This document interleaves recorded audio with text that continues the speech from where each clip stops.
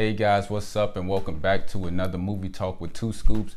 I'm your boy Two Scoops, and today we're going to be talking about Uncut Gems. So to get right into it, Uncut Gems was released in 2019. It was directed by the Safdie brothers, Josh and Adam Safdie, and it stars Adam Sandler as a shady jeweler in New York City who finds himself in trouble when he fails to pay back some pretty angry loan sharks. And this movie was a roller coaster ride.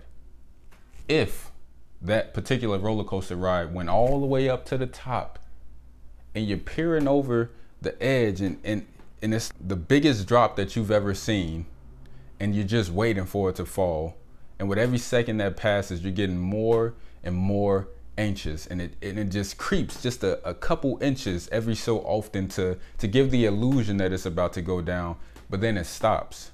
And you're just sitting there looking and waiting and knowing that it has to happen because you got to get back to the ground at some point. But the drop doesn't actually happen until 2 hours and 14 minutes later. And with all that said, let's have a movie talk.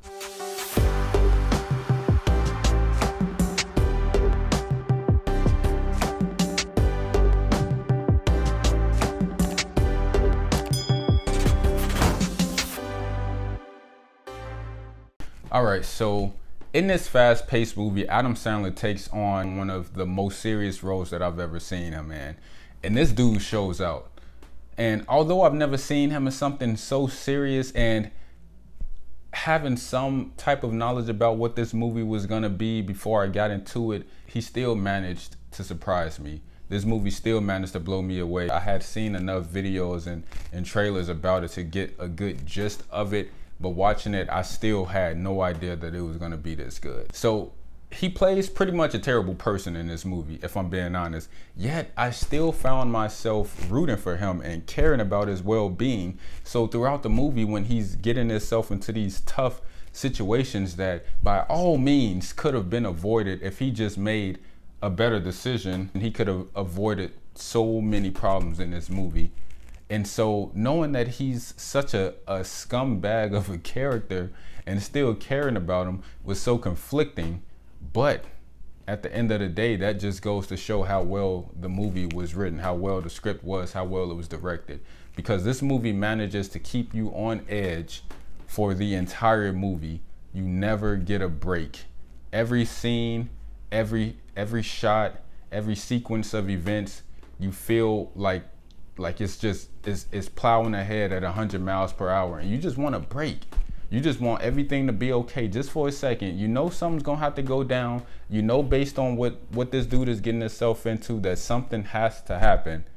But you just want a break just to think. You just want one scene where everything is calm, where there's nothing to worry about. But you don't get it. Even the scenes that are more calm have this tension about it that makes you feel uneasy, and you feel like at any moment things could take a turn.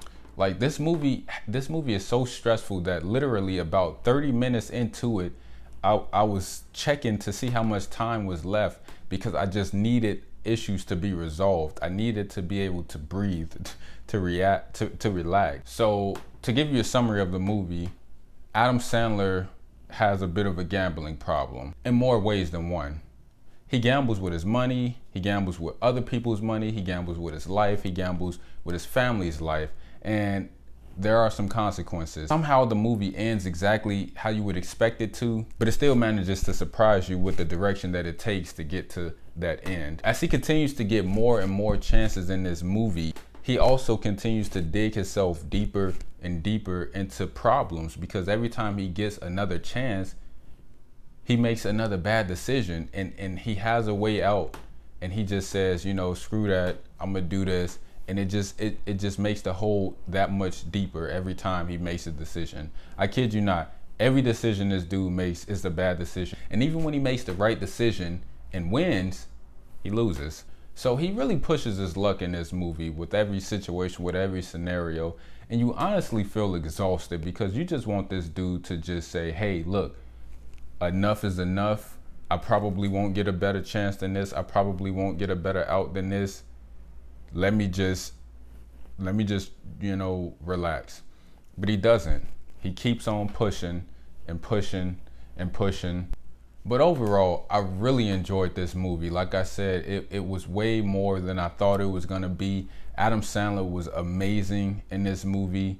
His acting, his devotion to the character. Like, I really believed that he was this character, that he was really going through this stuff. And it's this really good scene where he kind of breaks down and he's talking about how everything that's supposed to be going right is going wrong. And admittedly, it's his fault that things are going wrong because he's making poor decisions, but you still feel for him because every bad decision, underneath it are good intentions, or at least good intentions for him and his family, or the people that he cares about. At the end of the day, it's still risk that he's taking that he shouldn't take, but you know that he's doing it for at least somewhat of a good reason. So when things go south for him, you feel bad. And I kid you not, this dude can't get a break. Like, every scene, something terrible is happening to him.